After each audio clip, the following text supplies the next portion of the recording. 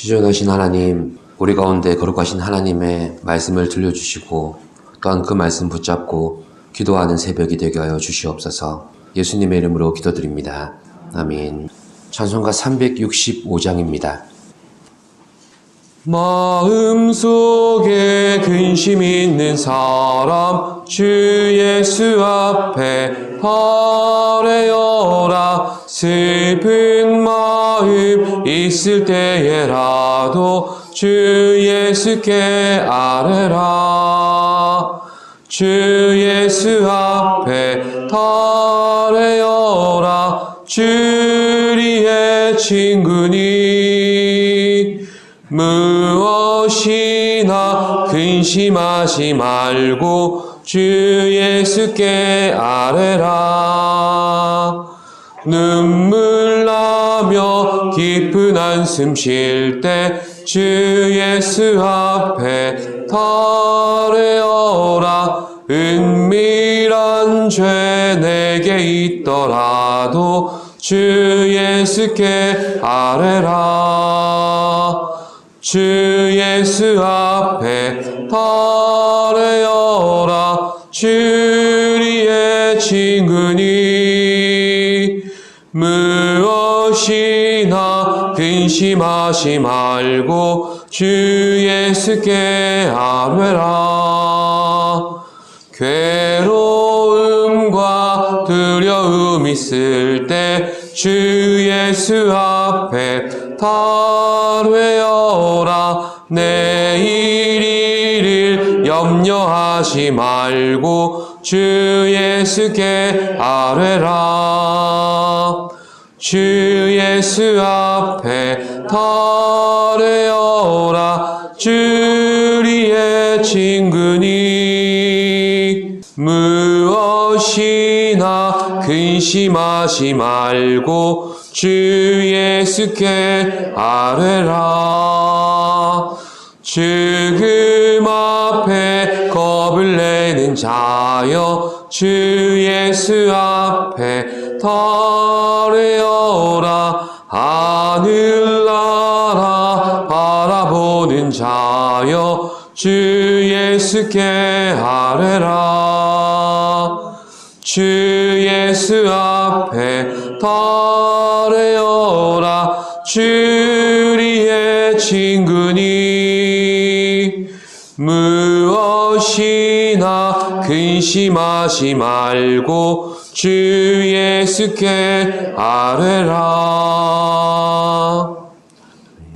우리에게 주시는 말씀은 시편 30편 1절로부터 4절까지의 말씀입니다.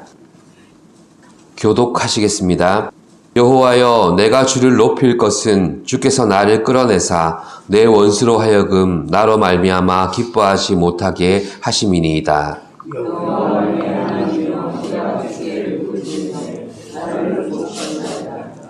여호와여, 주께서 내 영혼을 수월에서 끌어내어 나를 살리사 무덤으로 내려가지 아니하게 하셨나이다. 주의 성도들아, 여호와를 찬송하며 그의 거룩함을 기억하며 감사하라. 아멘. 시편 30편은 다윗의 시이며 찬양시로 분류됩니다. 시인은 거의 죽을 뻔한 질병에서 하나님의 은혜로 회복되었고 기도에 응답하신 하나님을 찬양하며 본시를 기록했습니다. 본시는 12절로 구성된 짧은 시지만 그 속에서 여호와의 호칭을 10번 부르고 있고 주를 13번이나 부르며 나의 하나님으로 2번 고백하고 있습니다. 찬양시의 전형적인 형식이 바로 이렇습니다. 찬양시를 통해서 시편 기자는 온갖 노력을 다해서 하나님을 부르고 그의 선하심을 찬양하는 겁니다. 그 시작이 바로 하나님을 부르는 것에부터 시작됩니다. 이런 면에서 보면 우리가 줄곧 묵상해온 비탄의 시들도 마찬가지입니다.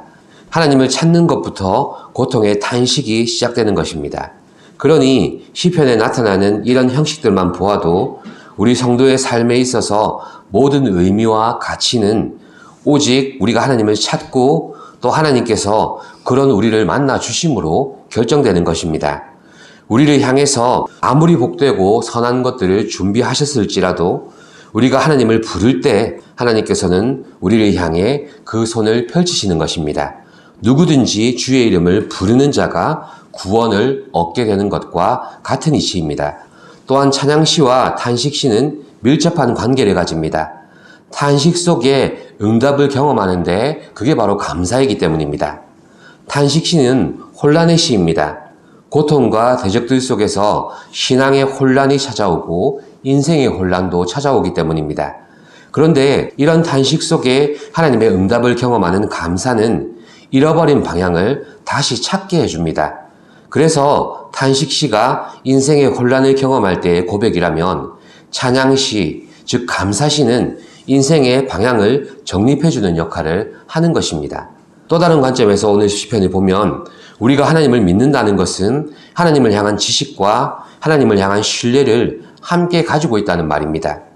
우리 신앙에 있어서 아는 것과 믿는 것은 결코 분리가 될 수 없는 것입니다.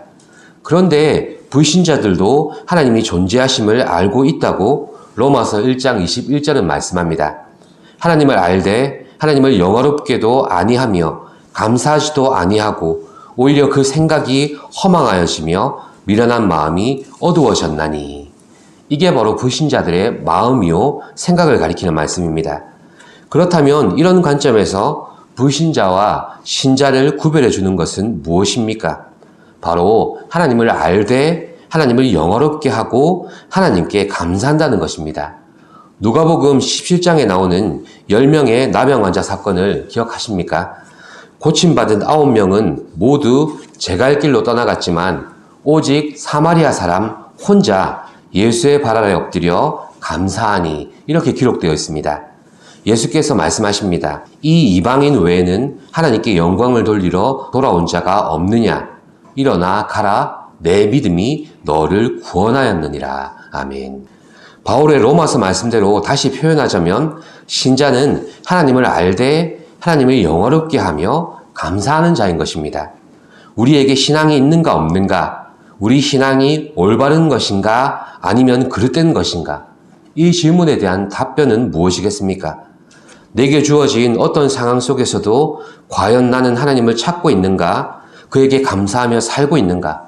바로 이렇게 되물었을 때 내 안에서 스스로의 정직한 대답을 확인해야 하는 것입니다. 그런데 오늘 본문의 표제가 다윗의 시 성전 낙성가로 되어 있습니다.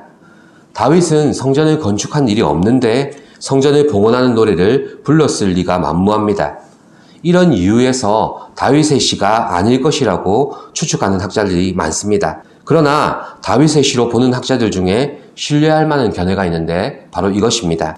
훗날 기원전 515년경에 무너진 솔로몬 성전 이후 다시 재건된 스룹바벨 성전의 낙성식에 그들의 조상 다윗의 시를 기념하면서 불렀다는 것입니다. 그 사건을 기념하기 위해서 다윗의 시, 곧 성전 낙성가 이런 표제가 붙여진 것이라고 봅니다.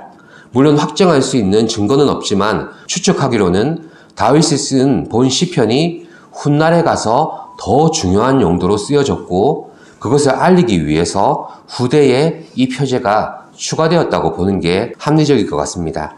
다시 본시의 내용을 살펴보면 우리가 봉독한 1절에서 4절까지의 내용은 시인 다윗이 죽음에까지 이르도록 큰 병을 앓았었는데 자신의 기도에 응답하신 하나님의 크신 은혜로 낫게 된 것을 감사하는 내용입니다. 그래서 본시의 시작이 1절 초반부의 말씀처럼 여호와여 내가 주를 높일 것은 이렇게 시작하고 있습니다. 이 구절은 시인이 본시를 기록하게 된 목적을 한 문장으로 요약한 겁니다. 다윗은 회중을 향해서 이렇게 외치며 그의 사연을 노래하기 시작한 것입니다. 나는 죽을 병으로 생사를 오고 갔지만 하나님께서 그런 나를 살려주셨습니다. 나는 지금부터 하나님만 높일 것이고 하나님만 찬송할 것이니 여러분들도 잘 들어보시고 나와 함께 찬송하고 감사하기를 바랍니다. 이렇게 자신의 경험을 공동체의 경험으로 확장해서 은혜를 나누고 싶어 한 것입니다. 이게 4절의 내용입니다. 4절 말씀을 함께 보시죠. 주의 성도들아 여호와를 찬송하며 그의 거룩함을 기억하며 감사하라. 아멘. 이처럼 시인은 지금 하나님께서 자신에게 행한 일들로 인해 얼마나 기뻐하고 있는지 모릅니다. 그 이유가 무엇입니까? 하나님께서 자신의 병을 고쳐주셨는데 자신을 끌어내셨다. 이렇게 1절에서 한 번, 3절에서 한 번, 이렇게 2번을 고백합니다. 이 끌어내다는 우물에서 두레박을 끌어올리는 그런 행위를 가리킵니다. 이처럼 수월에서 끌어내시고 무덤에 내려가지 않도록 끌어내신 분이 하나님이셨던 겁니다. 그런데 이 끌어내심이 더 큰 감사가 되는 것은 1절 후반부의 고백처럼 원수들이 시인 다윗이 죽기만을 목을 빼고 기다리고 있었던 겁니다. 몸이 아프면 마음도 약해집니다. 긴 병에 효자가 없듯이 환자 스스로도 나약해지고 지켜보는 이들도 점점 소망을 잃어가는 게 현실입니다. 그런데 거기다 대고 아직 숨이 붙어 있네. 참 길게도 버티네. 무슨 소망이 있다고 저렇게 숨을 붙들고 있을까? 이런 원수들의 조롱은 시인을 향해서 살아도 산 게 아닐 정도로 극심한 고통을 안겨주었을 것입니다. 그런 시인을 살아나게 하셨으니 이는 곧 원수가 나로 말미암아 기뻐하지 못하게 하신 분이 바로 하나님이시라는 겁니다. 그들이 기뻐하지 못하게 만들고 그들의 기대는 완전히 부숴버리시지만 시인의 기도, 곧 내 기도에는 어떻게 응답하신다고 하십니까? 2절 말씀을 함께 보시죠. 여호와 내 하나님이여 내가 주께 부르짖음에 나를 고치셨나이다. 아멘. 그렇습니다. 시인이 응답하신 하나님에 대한 기쁨으로 그것을 회중과 함께 나누고자 했던 감사는 무엇입니까? 바로 하나님을 찾고 하나님을 부를 때 하나님은 반드시 우리를 만나 주신다는 것입니다. 죽음에서라도 끌어내시고 맹수와 같이 물어뜯으려 하는 원수들의 입에서 끌어내시는 분이 우리 하나님이시라는 것입니다. 그들의 기쁨은 슬픔이 되게 하시고 나의 슬픔은 변하여 춤이 되게 하시는 하나님이십니다. 우리로 하여금 잠잠하지 않게 하시며 주께서 행하신 일로 감사하게 하도록 우리 가운데 그 크신 구원을 베푸시는 것입니다. 오늘 시편 기자는 우리가 하나님을 믿는다는 것의 의미를 이렇게 바꾸어서 우리가 알아듣도록 쉽게 표현해주고 있습니다.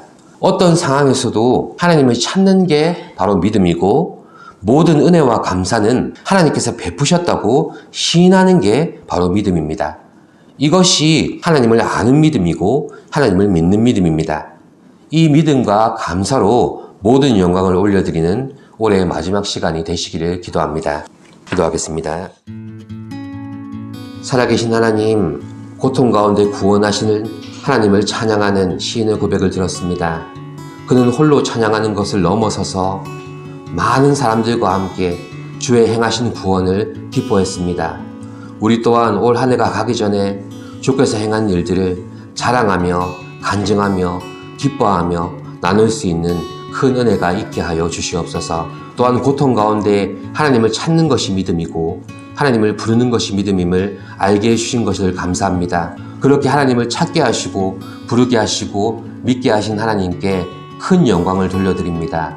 주어주실 한 해에도 그렇게 하나님을 바라보며 살아가는 저희들이 되게 하여 주시옵소서. 감사드리며 예수님의 이름으로 기도드립니다. 아멘. 하늘에 계신 우리 아버지, 아버지의 이름을 거룩하게 하시며 아버지의 나라가 오게 하시며 아버지의 뜻이 하늘에서와 같이 땅에서도 이루어지게 하소서. 오늘 우리에게 일용할 양식을 주시고 우리가 우리에게 잘못한 사람을 용서하여 준 것 같이 우리 죄를 용서하여 주시고 우리를 시험에 빠지지 않게 하시고 악에서 구하소서. 나라와 권능과 영광이 영원히 아버지의 것입니다. 아멘.